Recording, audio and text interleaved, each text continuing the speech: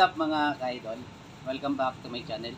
For today's video, ating alamin ang criminal law and rules on jurisdiction. Okay? So ito yung tinatawag nating French rule and English rule. So pag sinabi nating French rule, it states that crime are triable within the country where the ship or vessel registered. Okay?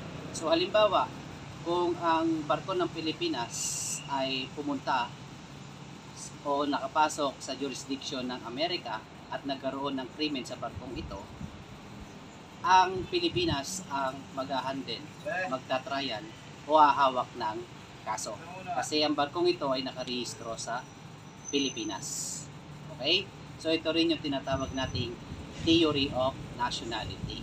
However, mayroon exception sa French rule. Okay? Kung ang national security ng bansa ay naapektuhan.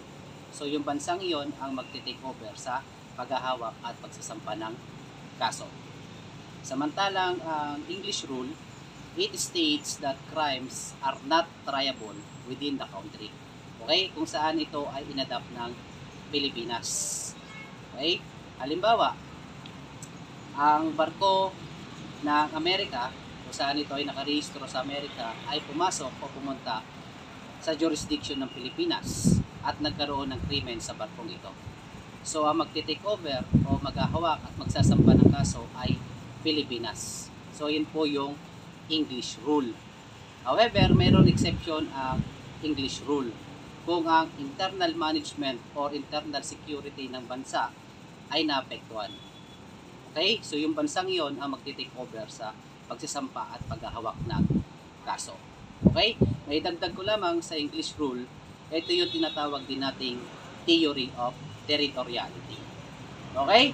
So, paano naman kung sa pagitan ng dalawang bansa nangyari ang krimen? Halimbawa, sa high seas. Okay? So, ang madalas na ina-apply dito mga ka-idol ay French rule. Kung saan nakarehistro ang barko or foreign vessel, sila ang magsasampa at hawak ng kaso.